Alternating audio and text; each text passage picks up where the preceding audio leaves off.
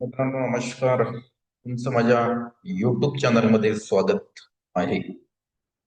आज पुन्हा एकदा आपल्याला या व्हिडिओच्या माध्यमातून नवीन शिक्षक भरती 2025 ही होणार आहे त्याविषयी चर्चा करायची आहे. आणि ही शिक्षक भरती आहे मित्र हो, ती शिक्षक भरती तिचं जे म्हणजे प्रत्यक्षामध्ये किती शिक्षक भरले जातील त्याचा जो आकडा आहे तो आकडा आता समोर आलेला आहे. आणि सगळ्यात महत्वाचं म्हणजे या शिक्षक भरतीवर परिणाम करणारा आकडा सुद्धा समोर आलेला आहे. तर हा सगळ्यात महत्वाचा भाग आहे की या शिक्षक भरतीवर कोणता आकडा परिणाम करतो.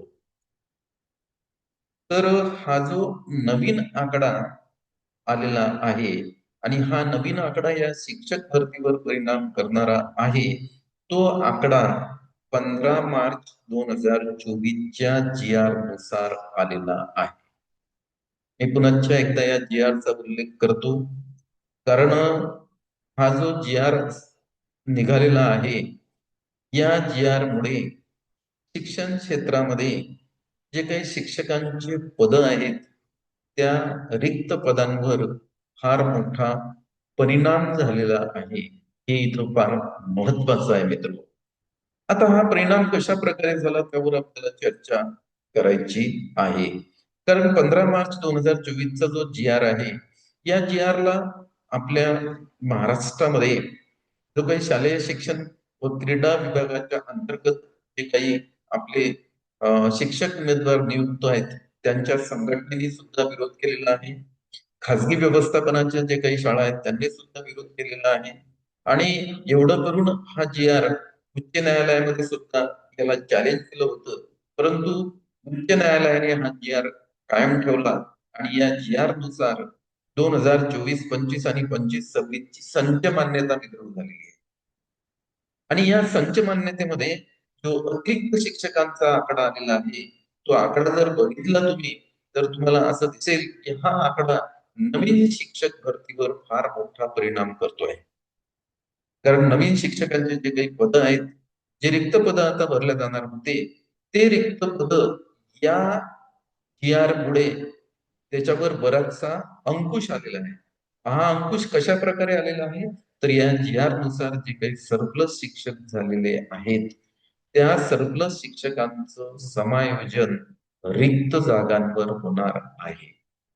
म्हणजेच नवीन शिक्षक भरतीमध्ये ज्या रिक्त जागा भरल्या जात होत्या त्या रिक्त जागांवर अगोदर अतिरिक्त शिक्षकांचं समायोजन होणार आहे.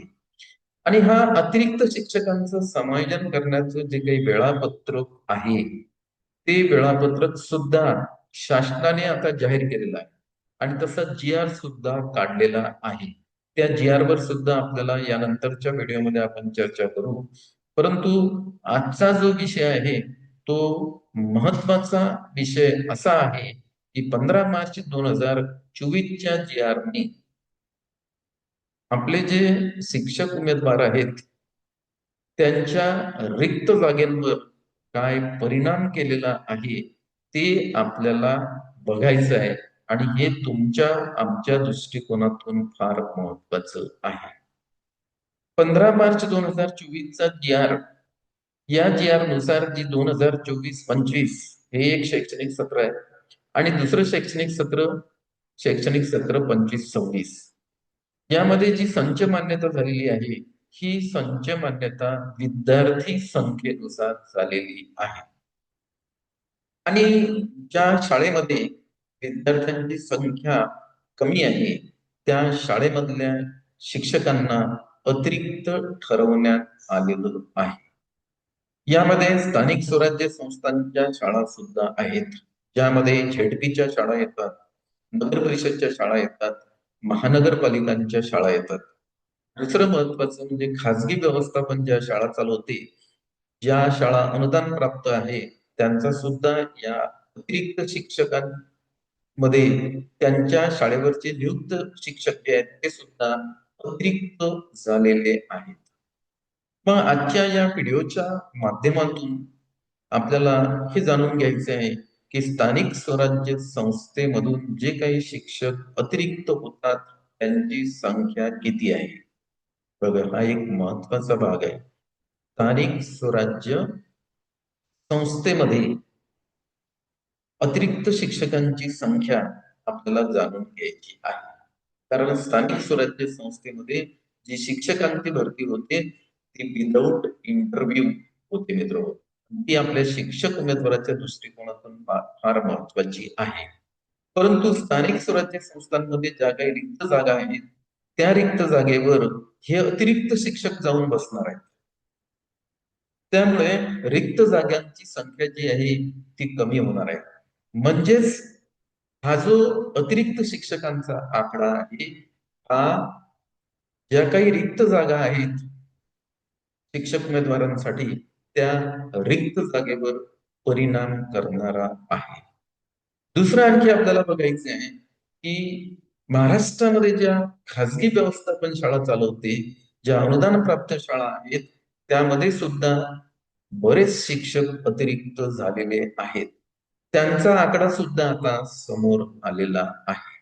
त्यावरही आपल्याला आजच्या या व्हिडिओच्या माध्यमातून चर्चा करायची आहे. तर मी आता आपला फार काही वेळ घेत नाही, एक स्क्रीन शेअर करतो आणि या स्क्रीनवरून आपल्याला ही सर्व माहिती आहे जी अतिरिक्त शिक्षकांविषयी आहे ती आपल्याला इथं मित्र जाणून घ्यायची आहे. तर बघा, शिक्षक भरती 2025 आणि या शिक्षक भरती 2025 वर अतिरिक्त शिक्षकांचा आकडा काय परिणाम करतो आणि हा अतिरिक्त शिक्षकांचा आकडा किती आहे हे आपल्याला आता जाणून घ्यायचं आहे. बघा, शिक्षक भरती नवीन शिक्षक भरतीवर परिणाम करणारा आकडा आहे आणि हा जो आकडा आहे हा ऑफकोर्स सरप्लस शिक्षकांचा आहे, अतिरिक्त शिक्षकांचा आहे. बघा, सुरुवातीला आपल्याला हे बघायचंय की स्थानिक स्वराज्य संस्थेच्या ज्या शाळा आहेत त्या महाराष्ट्रामध्ये किती आहेत आणि त्यानंतर आपल्याला हे बघायचंय की या स्थानिक स्वराज्य संस्थेच्या ज्या काही शाळा आहेत यामधील किती शिक्षक 15 मार्च 2024 चा जो जी.आर. आहे त्या जी.आर. नुसार जी पटपडताळणी झालेली आहे आणि ज्या शाळांमध्ये विद्यार्थी संख्या कमी आहे त्या शाळांमधील किती शिक्षक हे अतिरिक्त ठरणार आहे. आता तुम्ही म्हणाल आम्ही शिक्षक उमेदवार, आम्हाला नियुक्ती घ्यायची आहे, तुम्ही अतिरिक्त शिक्षकांचा आम्हाला सांगता. तर मित्र हो, अतिरिक्त शिक्षकां तुमच्यासाठी एवढे महत्वाचे आहेत की ह्या अतिरिक्त शिक्षक जे काही रिक्त जागा आहेत त्या जागेवर जाऊन बसणार आहेत.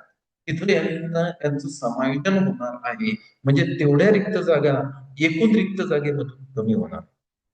म्हणून हा जो आकडा आहे हा आपल्या शिक्षक उमेदवारांच्या दृष्टिकोनातून फार महत्वाचा आहे. शिक्षक भरती 2025च्या दृष्टिकोनातून फार महत्वाचं आहे. बघा, राज्यातील सुमारे 80,000 जिल्हा परिषद, नगरपालिका आणि महानगरपालिकांच्या शाळा महाराष्ट्र राज्यामध्ये जो काही शालेय शिक्षण व क्रीडा विभाग आहे त्या अंतर्गत ज्या स्थानिक स्वराज्य संस्था येतात त्यामध्ये जिल्हा परिषदच्या शाळा आहेत, नगर परिषदच्या शाळा आहेत आणि महानगरपालिकांच्या शाळा आहेत आणि यांची एकूण जी संख्या आहे ती 80,000च्या जवळपास आहे. ही पाहिली आपण आता स्थानिक स्वराज्य संस्थांच्या ज्या काही शाळा आहेत महाराष्ट्रामध्ये त्याचा आपण इथं आकडा बघितला. आता आपल्याला याच्या पुढचा जो आकडा घ्यायचा आहे तो खासगी अनुदान प्राप्त शाळा महाराष्ट्रामध्ये किती आहेत ते आपल्याला बघायचं आहे. आणि त्यानंतर मग आपण याच्यामधल्या सरप्लस होणाऱ्या शिक्षकांचा आकडा सुद्धा आपल्याला आज बघायचा आहे. बघा, कारण नुकतीच संच मान्यता पार पडलेली आहे आणि त्या संच मान्यतेनुसार हे आकडे आता समोर आलेले आहेत आणि ते अतिरिक्त शिक्षकांचे आकडे आहेत मित्र, हे आपण लक्षात घ्या.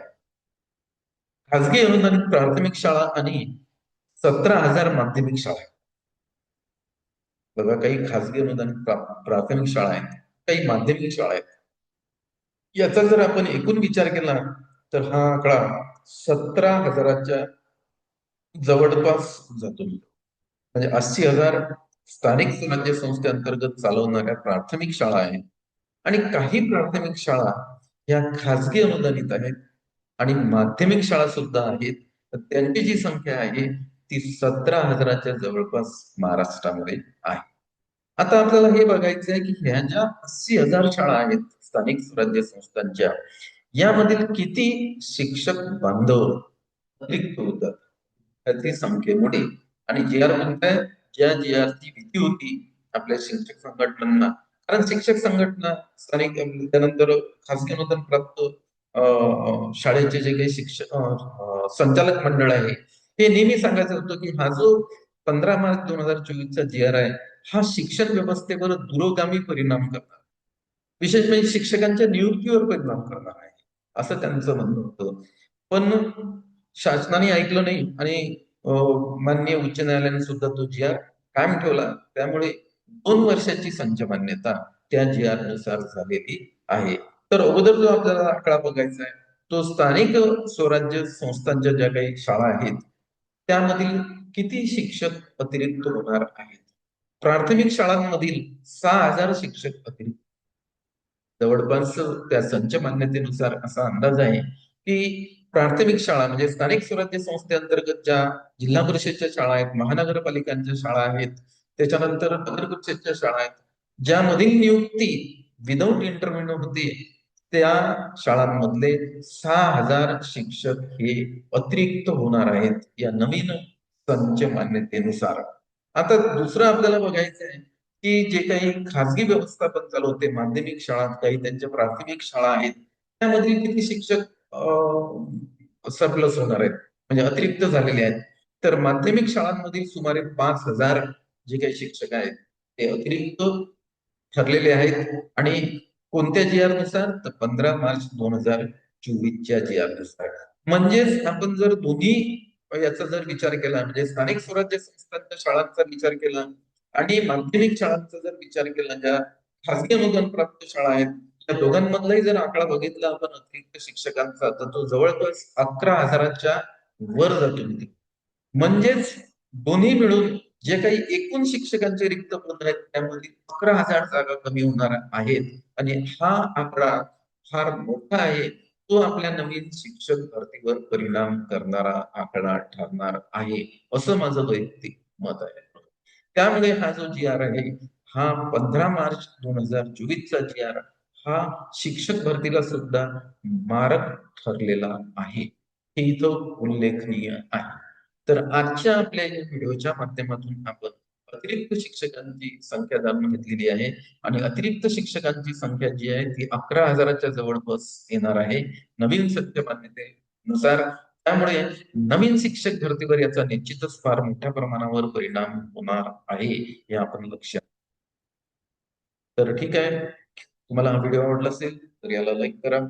तुम्ही नवीन असाल तर माझ्या युट्यूब चॅनलला सबस्क्राईब करा आणि या व्हिडिओला भरपूर मित्र शेअर करा, जेणेकरून हा जो आकडा आहे, म्हणजे हा जर अजूनही शासनाने हा 15 मार्च 2024चा जी आर जर मागे घेतला तर 11,000 आणखी त्याच्यामध्ये रिक्त पद राहतील. आणि तिथं आपले जे नवीन शिक्षक बांधव, आपले जे नवीन भरतीमध्ये शिक्षक उमेदवार आहेत, त्यांना निश्चितच म्हणजे तिथं त्यांचा फायदा होईल असं मला वाटते. परंतु हा जी आर आता कायम राहिल्यामुळे 11,000 शिक्षकांचे जे काही पद आहेत ते नवीन शिक्षक भरतीमधून एकूण रिक्त पदामधून कमी होणार आहेत, हे आपण इथं लक्षात घ्यायला पाहिजे.